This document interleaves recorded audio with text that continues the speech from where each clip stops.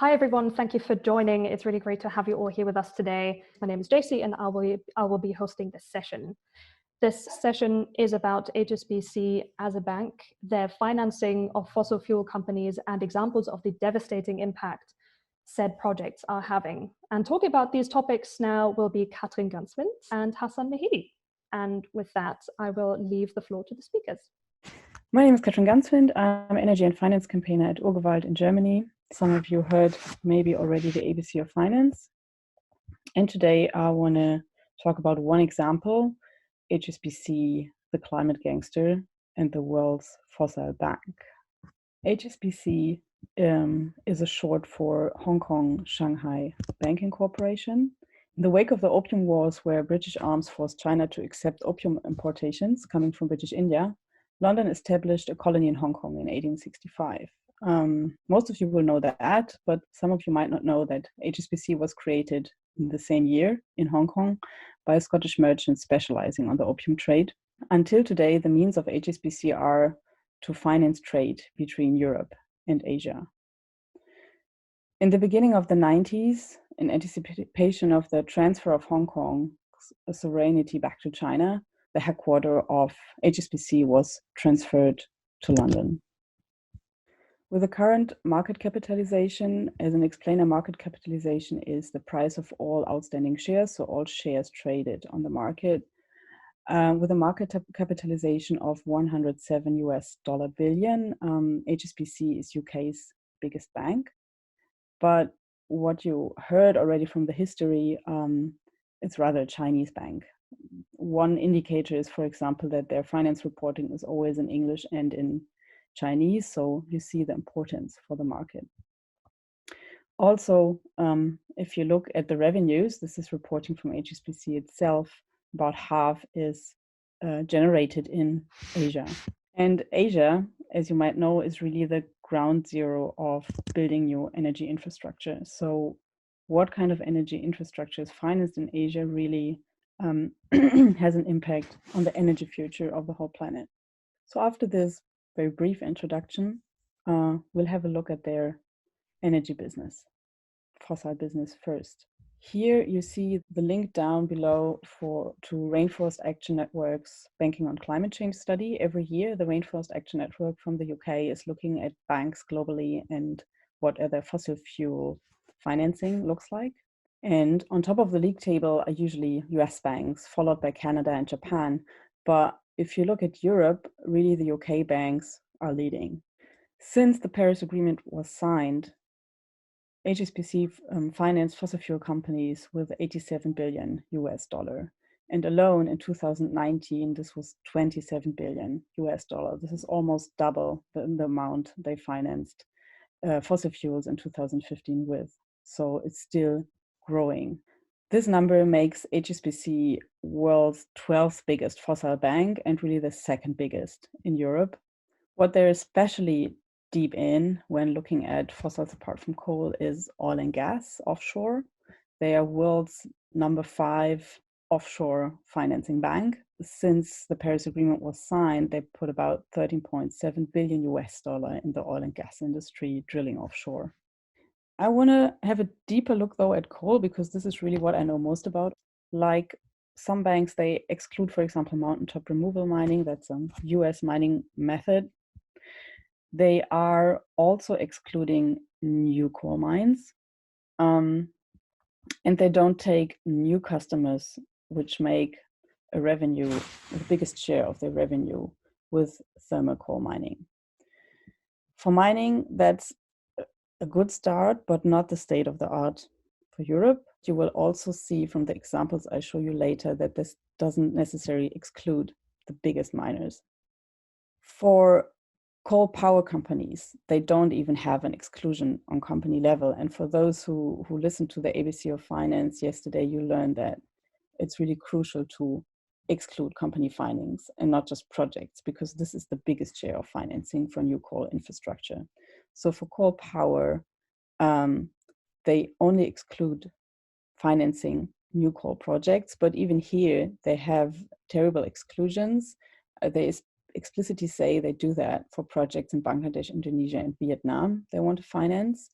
But they say for all projects which are closed, which financial close about 2020 is valid. So we'll have to look at them in 3 years again more closely. But the exceptions they have at the moment are for these countries, as I said, and are especially they use the excuse of power poverty. Maybe Mehedi will say more to that later. We can talk about it in the discussion. Many banks do say that they don't want to exclude new coal power plants because they want to energize the poor. But in fact, 84% of the world's electricity poor households live in rural areas where the grid doesn't even reach, and rather decentralized renewable energy makes much more sense. But what you really need to keep in mind here is HSBC might not easily finance all new coal plants, but it can still finance all the projects, all the companies which are behind these projects. And that's what I want to talk about now. The coal plant developers. We did an intensive research on the companies planning new coal plants worldwide. And we also do regular finance researches on that. So in our finance research, which was released during COP last year, we found that HSBC was financing coal plant developers with $8 billion. This makes them Europe's #2 financer of coal plant developers. These coal plant developers together are planning over 107 gigawatt of new coal power, and already they have installed almost 400 gigawatt of coal power.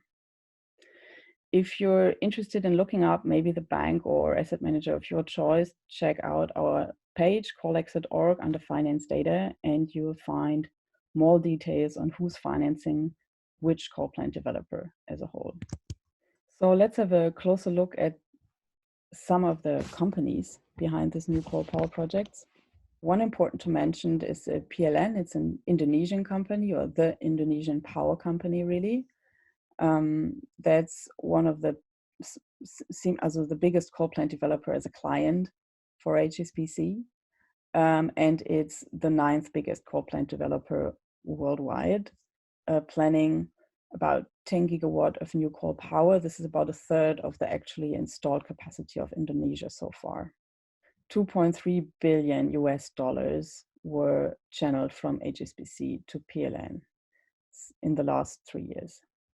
Another important player to mention, especially because I said before it's rather a Chinese company, is that one of the clients of HSBC is also the State Grid Corporation of China. And while they obviously do not only do fossils, still they're planning 4.6 gigawatt of new coal power in China. HSBC has financed this company with $1.3 billion in the last 3 years. But to show that HSBC, even if the main business is in Asia, they're also important for Europe. And I want to give you one infamous example, which is RWE. HSBC financed them with 318 billion, but is also an investor in RWE. So it's like important from two sides. RWE is Europe's biggest CO2 emitter with 88 million tons of CO2 emitted last year. And this is because it's not only a power company, but it's also a mining company. And with 65 million tons of lignite, of annual production of lignite, it's the world's biggest lignite producer. RWE was infamous, or became infamous, with the crackdown on Hambach. I guess some of you will have heard about that. And because it's important to hear about more projects, and not only the ones we focus on in Europe, but about the ones which are much less known in Asia, I want to hand over now to Mehedi. Thank you very much. Thank you very much. Before going to the presentation, I should say thanks to Katrin for focusing on Bangladesh a little bit. And now I want to share a little bit about the energy situation in Bangladesh with you. Now in COVID-19 period, our daily consumption is at most 5,100 megawatts. So still 13,000 megawatt is idle. And the government has to pay capacity charge to the private power plants during if it doesn't use the power from the companies. So coverage is in December 2019, the total coverage in rural areas at 84%, including the home street solar power plant, and now it is coverage is 90% in March. So only 10%. We need only more 10% coverage, which is actually the problem of power grid and the distribution system. So I want to focus on first on PAYRA port and additional infrastructures, and then go to the HSBC and the dredging things. Bangladesh, there are three seaports in Bangladesh. One is largest is Chittagong seaport, which is depth is 9.5 meter. Second seaport is Mongla seaport near southwestern zone. Its depth is 8 meter in high tide. Third seaport, which is PAYRA seaport, its depth is 9.2 meter in high tide. And there is a planned seaport which is going to be established by construct by Japanese company JICA, which is now they are estimating that there are 12 meter depth.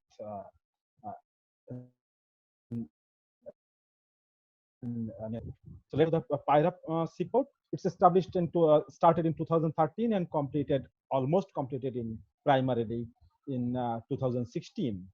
And operation is started in August 2016 in limited way. About 9.2 meter depth. Expected drought 11 meter. The government should allow 11 meter depth and to allow the big vessels. Yeah. The location, the channel here, you can see the channel is called Rabnabad channel, and the capacity of coal terminal is 20 million ton per year. Many of the players started jumping in the PAYRA port seaport because of its geopolitical importance, and China, very fast China got their what's called stake in that port. China Harbor Engineering invested around 150 million, and China State Construction Engineering invested 360 million USD, where Exim Bank of India has given more than $4 billion, and Royal Haskoning DHB Netherlands, they got consultancy, and also HR Wallingford UK, they got dredging consultancy from the government. So you can see several power plants here on this right side of the screen. First PAYRA port here in the down, and then RPCL coal power plant 11 kilometers far from it. Shenakollan coal power plant is 3.6 kilometers from the port. Barisal coal power plant is 40 kilometers far from the port, that is on the left. And PAYRA coal power plant is 7 kilometers far from the port, which is around this small area. Total power they will produce around 4,400 megawatt, and annual coal requirement is 15.5 million ton per year. So now you can see the using the coal used by these power plants. They will use this much coal, which is Barisal coal power plant will use around 2 million ton, where PAYRA coal power plant will use 4.12 million ton. RPCL coal power plant will use 4.6 million ton, and Shenakollan power plant will use 4.5 million ton. Total need up to 2013 for 24 is 14.2 million ton for these coal power plants. So a German specialist who is a hydrologist, he told last year that PAYRA port would not be viable as a deep seaport in the long run due to the huge amount of sedimentation. But still, I told you earlier that Chittagong Power Port has a draft of 9.5 meter, where this power plant, seaport has 9.2 meter depth. So it's totally from our side, it's actually a eyewash to the people that this will be a very good or very strong seaport for the coastal zone. So we need so the dredging is required for 40.5 nautical miles. That means 75 kilometers with a width of 100 to 125 meters. The primary contract was is for 46 months from April 2020 to January 2024. But they will start working according to the document. They will start working in April, and primary work is 18 months. That means up to the December 2021. So here everything is written. I am not going to read all the things. The problem is this whole dredging thing will be a PPP model. That means private-public partnership. That means all the ships have to pay fees to enter the channel, and the company, the Belgian company Jan de Nul, will make profit from here, and they will share only 20% of total cost, and 80% will be taken from different sources, including HSBC-led consortium. HSBC is providing 865 million euros, that means $964 million. And Belgian Export Credit Agency, they didn't disclose they haven't disclosed the amount from their side. So we don't know how much money they are giving in this dredging work. So the impacts first, the land acquisition. Total 7,000 acres of land have been taken from around 15,000 people, small and marginal farmers, most of them, because in Bangladesh the land size is not more than 2 acres per head per farmer. So it's almost all of them small and marginal farmers. Still around 3,000 landowners are waiting for their compensation after these 7 years of construction started 7 years ago. And still there are 3,000 of them waiting for that money. And out of this 7,000 acres, 600 acres of land has been taken for the coal terminal. Here is the protest. One of the protests, many they organized many procession, human chain, petition, and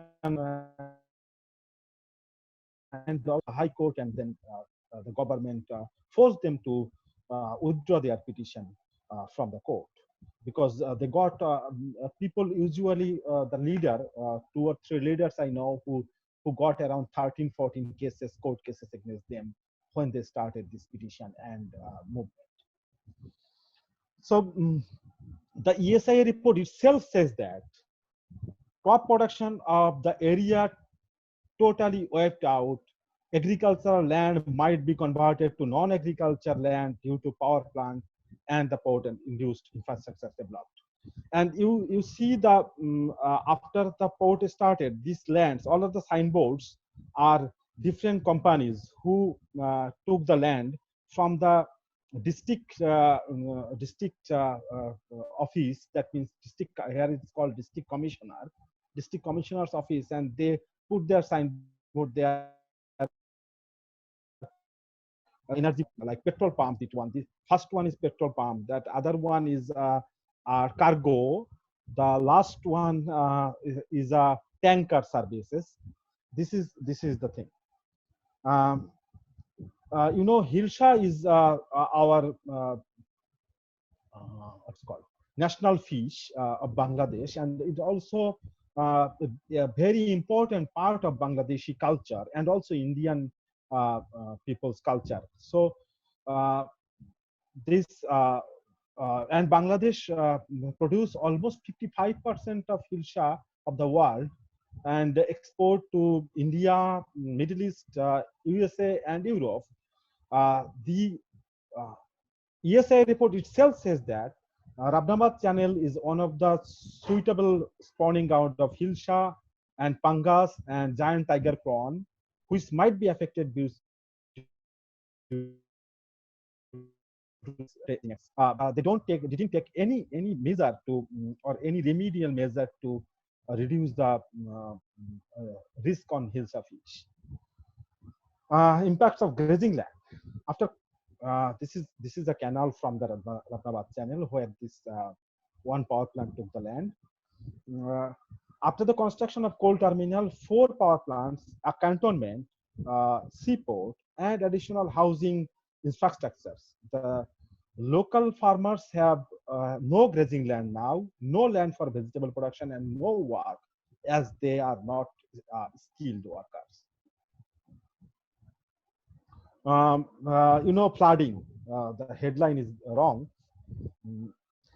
More than 100 villages, around 220,000 people experienced flood for more than 2 months last year due to the different construction works of the port and coal power plant surrounding the villages. There are so inhuman situation happened last year, and they are unfortunately they are expecting this year also, because there is no channel to drain the water from the villages, because everywhere there are different big constructions are happening around 4 power plants, seaports, coal terminal, roads, big roads, and all the things. And also the residential sites of the staffs, of the employees of port and power plants. So now, how much emission will happen? You can see here. PAYRA coal power plant is 1320 megawatt.